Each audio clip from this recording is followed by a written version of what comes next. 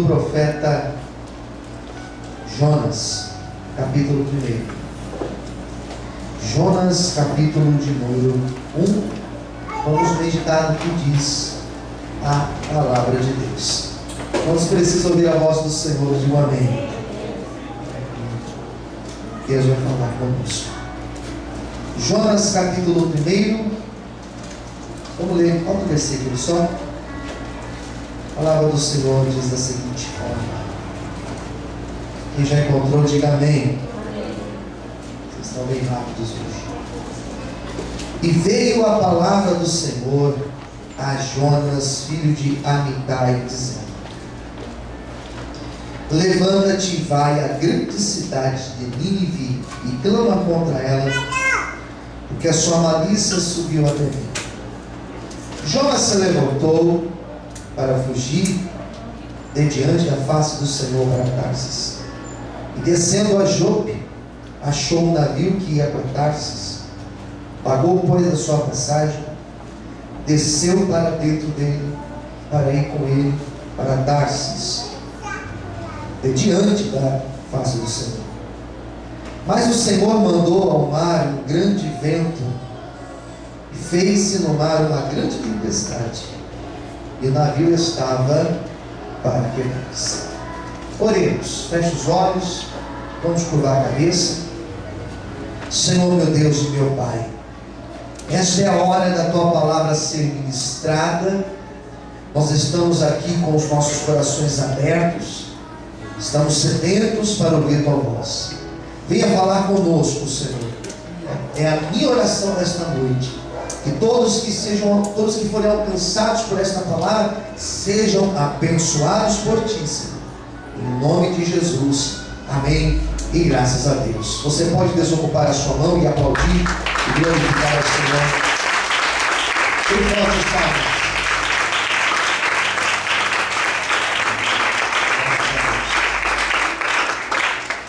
O livro do profeta Jonas, ele possui uma teologia diferente de outros livros da Bíblia. Nós temos na época do profeta Jonas, ou melhor, na época em que este livro foi escrito, nós temos a nação de Israel dentro de uma lógica de raciocínio, onde eles pensavam que Deus, ele era extremamente exclusivista. O que seria um Deus exclusivista? Um Deus que estava apenas com os teus olhos voltados para o povo de Israel.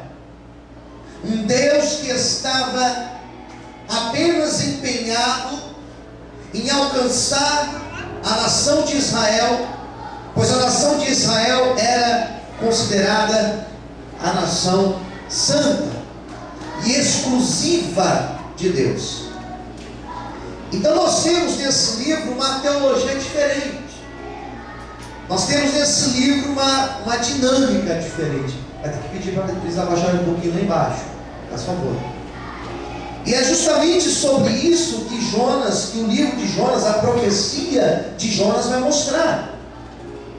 Vai mostrar que Deus, ele não estava apenas olhando para o povo de Israel, mas Deus agora levanta o profeta, ou chama esse profeta, para pregar a palavra para um povo estrangeiro, para um povo que não conhecia do nome de Deus, para um povo que estava servindo a outros deuses. Então Deus chama Jonas, e Deus dá a Jonas esta grande responsabilidade de ser a voz de Deus para o povo lá de Nínive. E quando Jonas recebe essa chamada de Deus, quando Jonas ouve a voz do Senhor impulsionando ele, porque uma das características da voz de Deus, do Espírito Santo de Deus, é que o Espírito Santo nos dá impulso. Nós somos impulsionados pelo Espírito Santo. É mais ou menos um empurrão. O Espírito Santo, ele te empurra. Quem está entendendo, diga amém. Ele te impulsiona, ele faz você pegar um impulso. É uma das características do Espírito de Deus. E esse Espírito começa a impulsionar Jonas. E ao mesmo tempo que o coração dele começa a arder aquela chamada, aquela missão, que era atravessar as fronteiras de Israel e ir lá para o povo de Nínive e levar a palavra de Deus, o arrependimento, diz a Bíblia que ele começa a recuar. E quando ele começa a recuar, quando ele começa a sentir, quando ele começa a ser dominado pelo medo, ele começa a voltar para trás. E Deus não queria que Jonas voltasse para trás.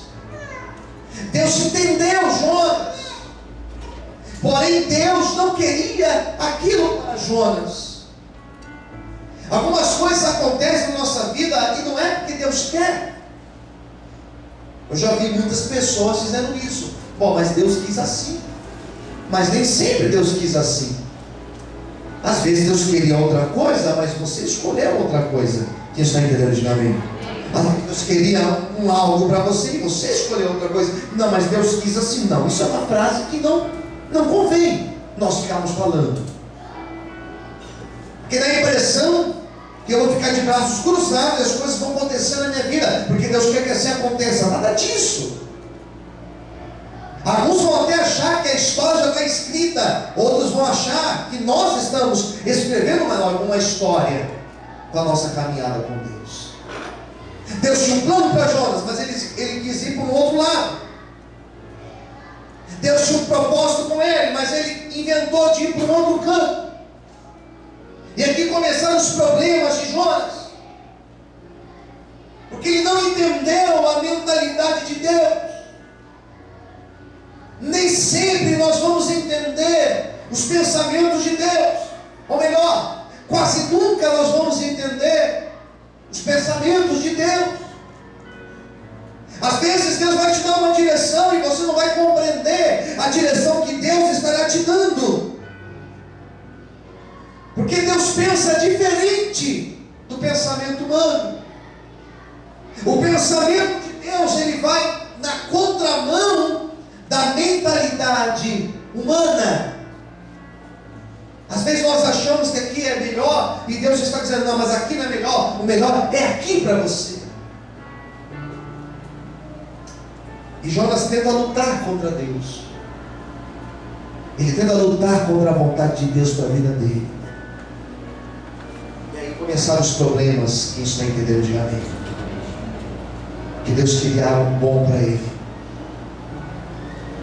Porém, quando ele quis ir para o outro lado, nós percebemos que o Espírito de Deus permitiu que ele tomasse a decisão, porque Deus te respeita. Fala para quem está do teu lado, Deus sempre vai te respeitar. Fala assim para o seu irmão, Deus vai respeitar as suas escolhas. Ele escolheu, ele disse, eu não vou para cá, vou para lá. Às vezes o Senhor ministra algo no nosso coração. Às vezes Deus coloca palavras na boca de um pregador, uma pregadora, de alguém para falar com você. E você acha que aquilo não é de Deus. Que na verdade não era do jeito que você queria ouvir. Às vezes nós queremos ir pela nossa conveniência. Às vezes nós queremos ir por aquilo que rende mais. Às vezes nós queremos ir por aquilo que é mais bonito, mais atrativo. Nós somos enganados com muita facilidade. O problema de Jonas é que ele se deixou enganar. Ele se deixou levar pelos seus sentimentos ou pela sua razão, pela sua mentalidade, ao invés de ele deixar Deus guiar a vida dele. Nesta noite, deixe Deus guiar a tua vida, nos mínimos detalhes, nas mínimas decisões da tua vida. seja alguém direcionado pelo Espírito Santo de Deus, seja alguém que antes de sair de casa, antes de levantar da cama, seja alguém que abre o coração para orar e para dizer: Senhor, que o meu dia seja conduzido pelas tuas mãos, que a minha vontade não seja feita, mas que a tua vontade seja estabelecida na minha vida. Venha vencer a minha vontade, venha vencer o meu eu, Senhor, e me faça andar pelas tuas veredas, pelos teus caminhos, pelas tuas direções. Se você for uma pessoa que desde o começo do seu dia você buscar isso, essa direção de Deus, tenha certeza que o Senhor vai te direcionar por veredas de justiça. Será que você pode glorificar e exaltar ao Senhor nessa noite? Aleluia!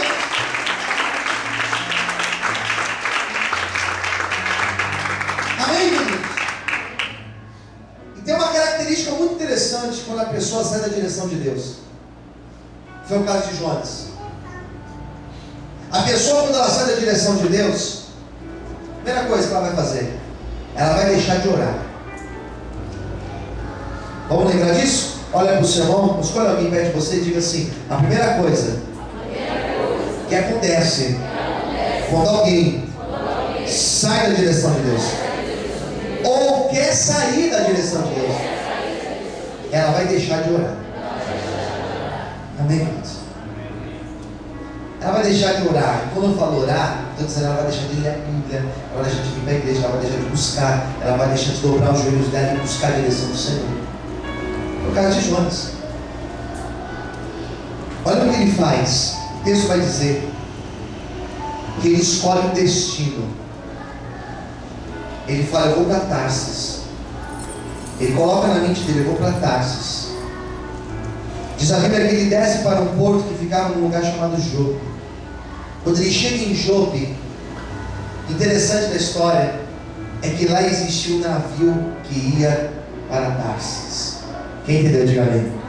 Você fala assim: pastor, mas e daí? E daí? Que a coisa mais difícil que acontecia era ter um navio para Tarsis. Eram dias, mais de mês, que não ia navio para Tarsis.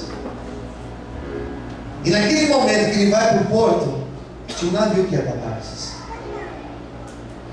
Vou tentar te explicar melhor. Quando ele chega naquele porto e vê aquele navio parado que ia para Tarsis, na mente dele passou o seguinte pensamento: está tudo dando? Está tudo dando? Está tudo dando certo. Tem até um navio aqui. Pensei que nem ia ter, mas tem um navio aqui. Eu lembro quando eu estudava ali na freguesia, morava aqui, navio para Tarsis era mais ou menos o Viliara. Não sei se hoje em dia demora muito. Mas na minha época, quando viu o Viliara, era um navio que ia para Tarsis. Ficava feliz. Quando ele viu aquele navio, ele falou assim: não, está tudo dando certo. E o pior, penso eu que ele falou assim: Deus deve estar nesse negócio. Entendeu? Diga amém.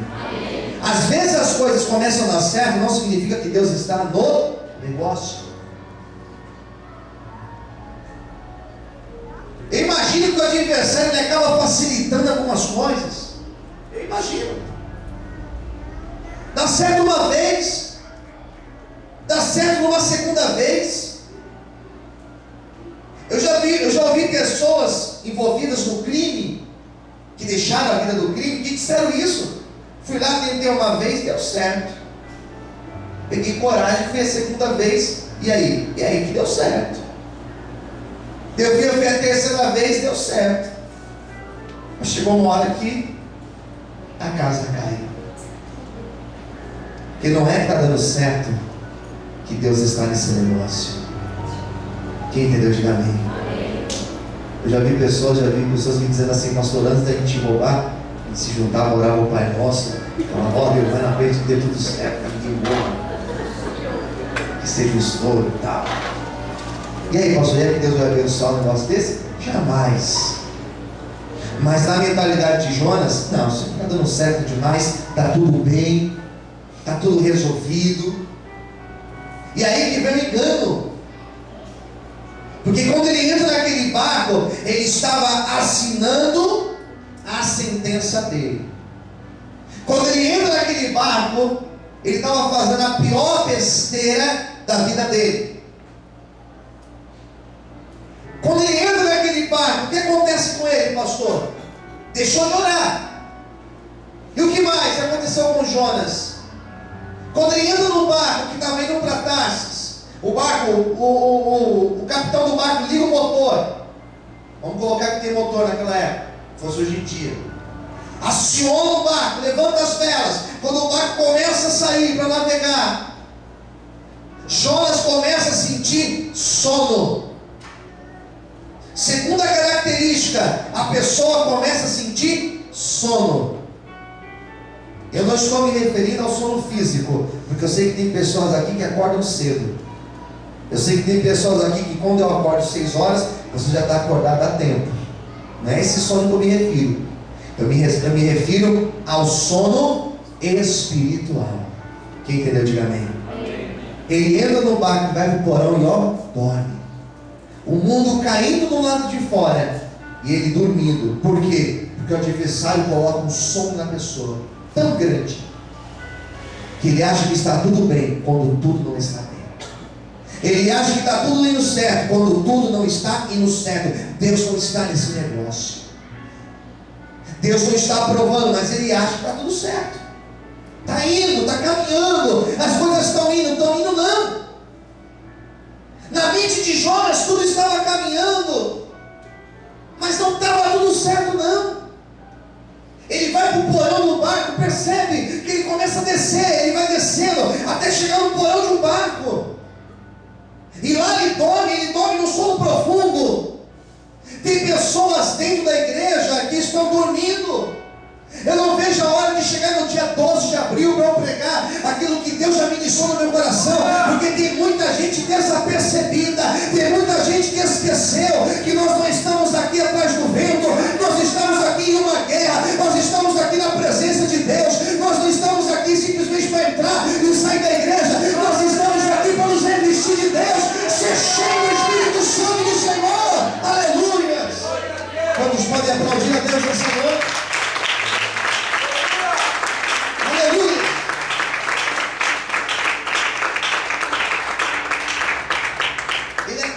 De um sono físico e um sono espiritual, que ele simplesmente não percebe o que estava acontecendo.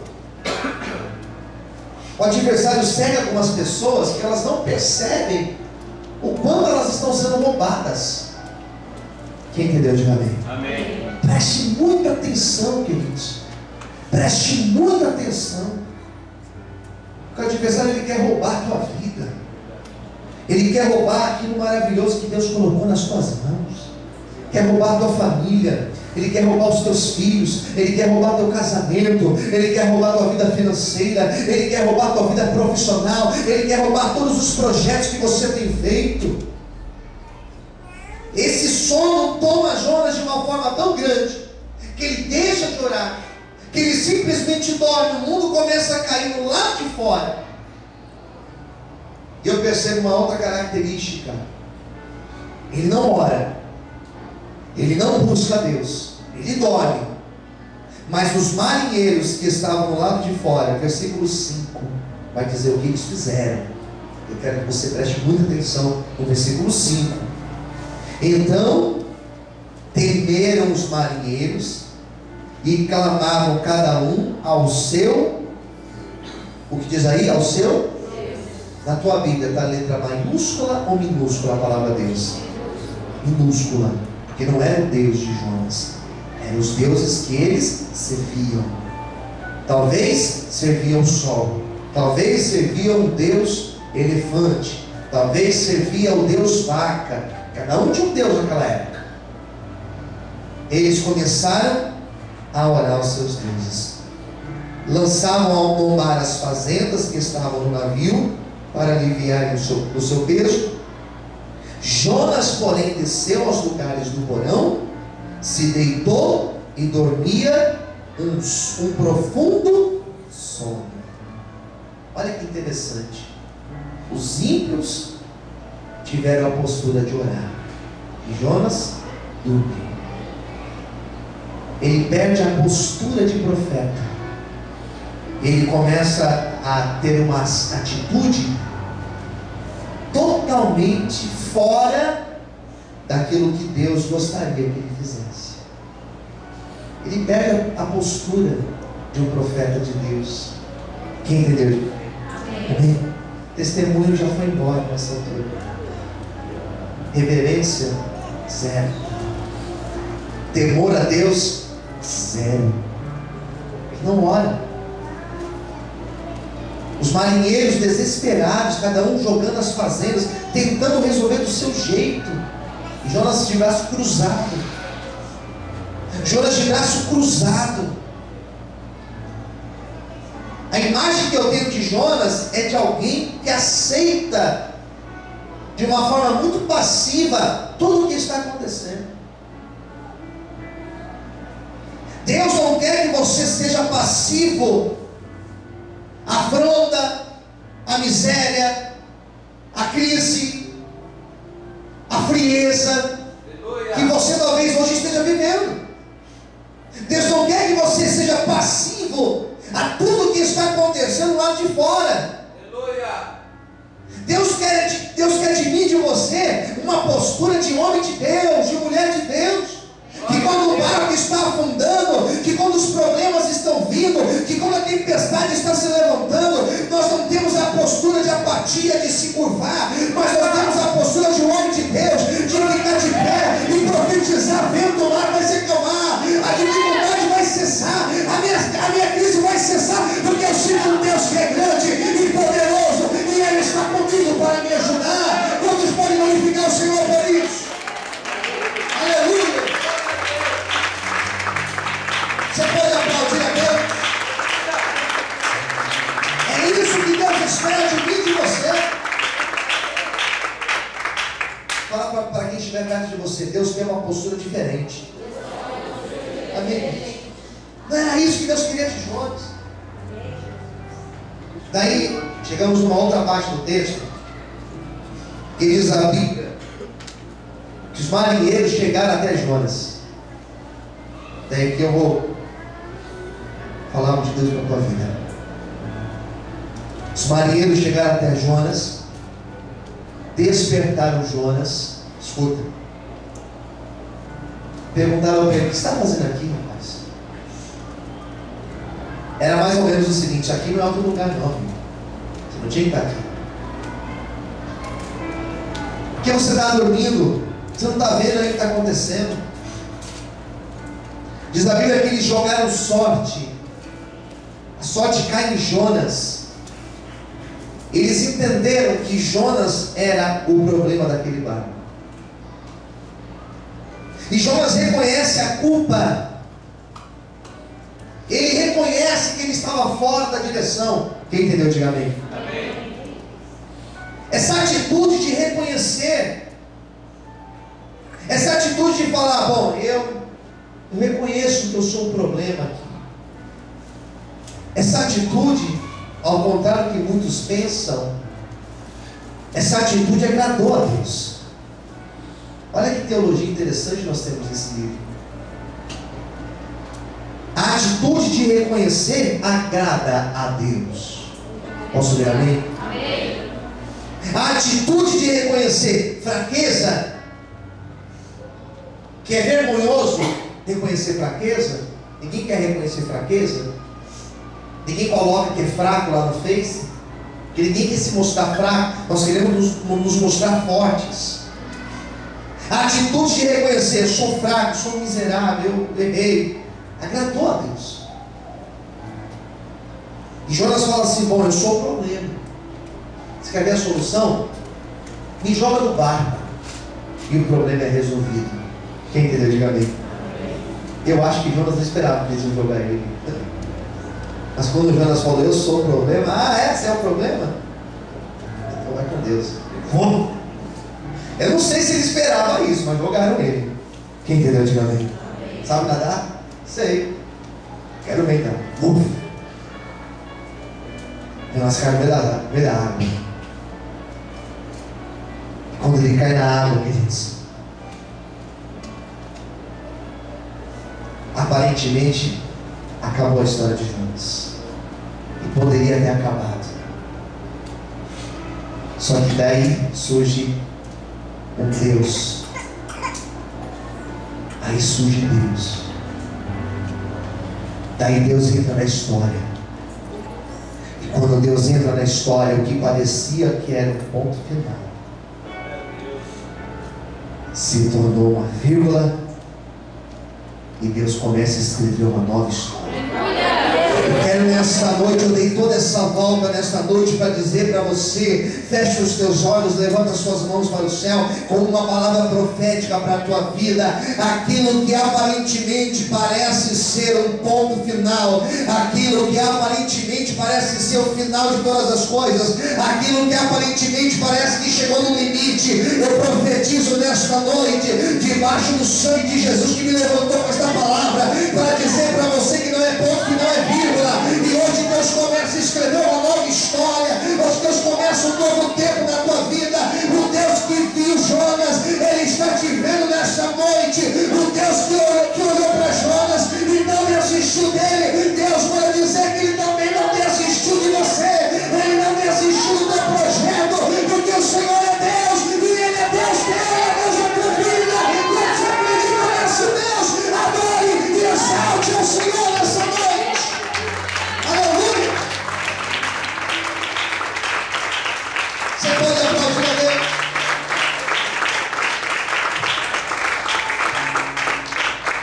Veio um peixe, versículo de número 17. O Senhor prepara um peixe grande e ele engole Jonas. E Jonas fica no ventre desse peixe quantos dias? Quantos dias? 3 dias. Esse peixe não era para a morte. Esse peixe era para Deus trabalhar na vida de Jonas. Algumas situações da nossa vida, elas não vêm para a morte, mas vêm para o Senhor trabalhar no nosso coração. Esse peixe, se eu pudesse dar um nome para esse peixe, sabe que nome eu daria a ele? Misericórdia de Deus. Quem entendeu? Diga amém. Os marinheiros olhavam lá de cima, agora ele morreu. Agora ele estava muito bem guardado pela misericórdia do Senhor. Em alguns momentos nós achamos que agora morreu. Em alguns momentos você vai acreditar que morreu. Mas saiba que nesses momentos nós estaremos guardados dentro da misericórdia do Senhor. E lá na misericórdia do Senhor ninguém e nada pode te tocar. Você se torna intocável. A beleza da história de Jonas é perceber que Deus usa o erro de Jonas para que através desse erro a misericórdia dele fosse abundante. Se Deus tinha misericórdia de um povo incrédulo, não teria misericórdia de Jonas?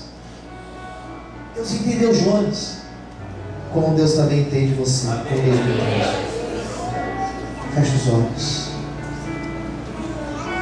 cobre a cabeça.